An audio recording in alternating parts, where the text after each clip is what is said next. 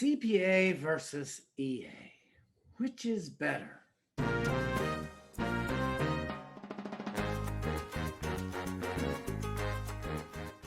Hello, my name is Nikki Young, and I'm an enrolled agent with Latino Tax Pro. We're an association dedicated to serving the needs of the Latino community through tax preparation training in both English and Spanish. Here's a question I hear quite often. Do I need a CPA to do my taxes? Well, what is a CPA? A certified public accountant helps individuals and companies with financial planning, investments, taxes, mergers and acquisitions, and much more. CPAs also perform audits as well as examine the annual reports of public companies. A CPA's main differentiator is the ability to attest an audit, which means it affirms to the IRS that financial statements are truthful.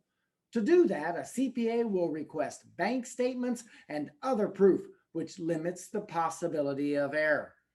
We think of an accountant as one who maintains the books for individuals and companies to track the income and expenses to determine profitability and growth potentials. Now, an enrolled agent is a person who has earned the privilege of representing taxpayers before the Internal Revenue Service by either passing a three-part comprehensive IRS test covering individual and business tax returns or through experience as a former IRS employee. Enrolled agent status is the highest credential the IRS awards. Individuals who obtain this elite status must adhere to ethical standards and complete 72 hours of continuing education courses every 3 years. Enrolled agents, like attorneys and certified public accountants, have unlimited practice rights. This means they are unrestricted as to which taxpayers they can represent, what types of tax matters they can handle, and which IRS offices they can represent clients before.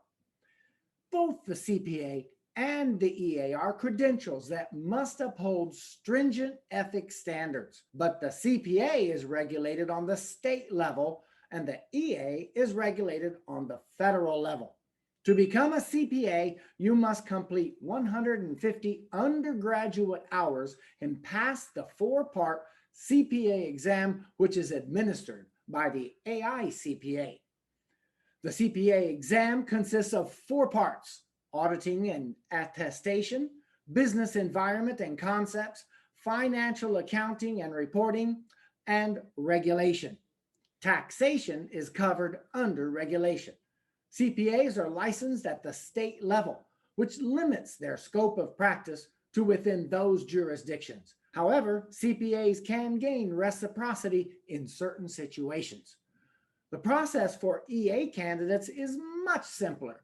You must pass a 3-part comprehensive examination.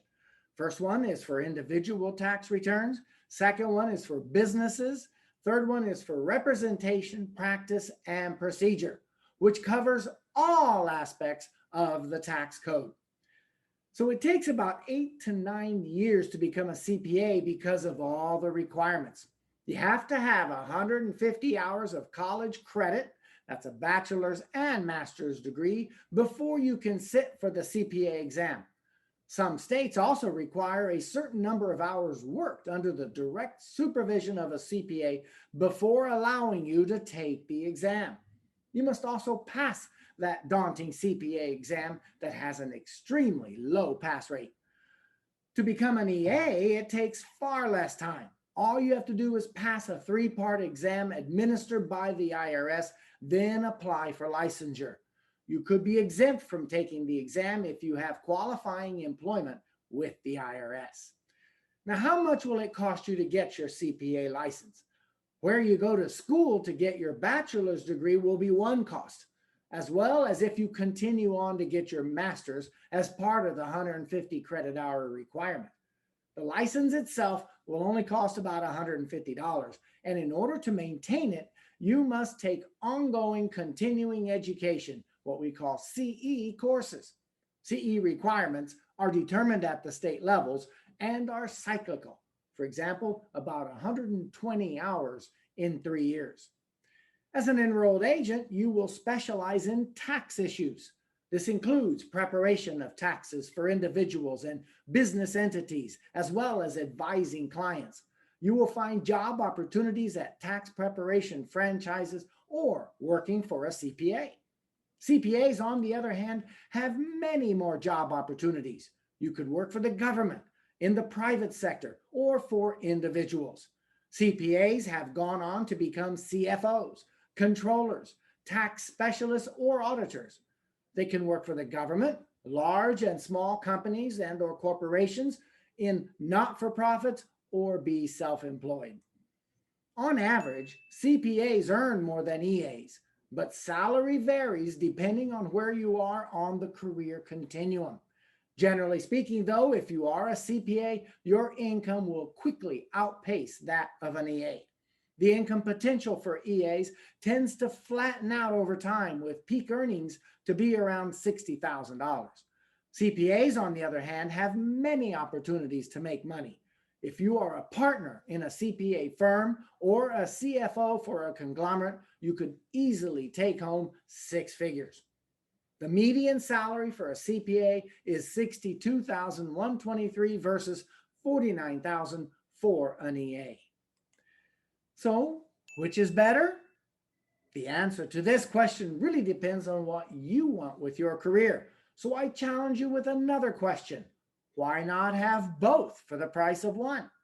If you are a CPA, there is no need to become an EA because a CPA is qualified to perform the duties of the EA. A case where this might make sense is if you work as an EA while you are preparing to sit for your CPA exam with the goal to continue work in taxation. Otherwise, it would be redundant to go for the EA when you are already a CPA.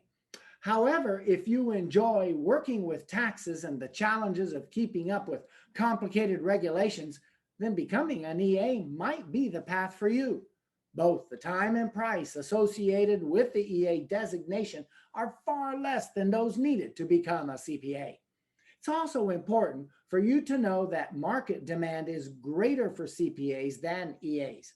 But the ultimate decision comes down to what your career aspirations are. If you like accounting work with a micro focus, become an EA. If you're interested in accounting practices that have nothing to do with taxes, such as auditing, then pursue the CPA. So thank you for your attendance and attention. We hope you found this presentation beneficial. If you need more information on this subject or want to see more topics in the future, simply like and subscribe. We'd love to have you visit our website at latinotaxpro.org or call us at the number shown on the screen. Until next time.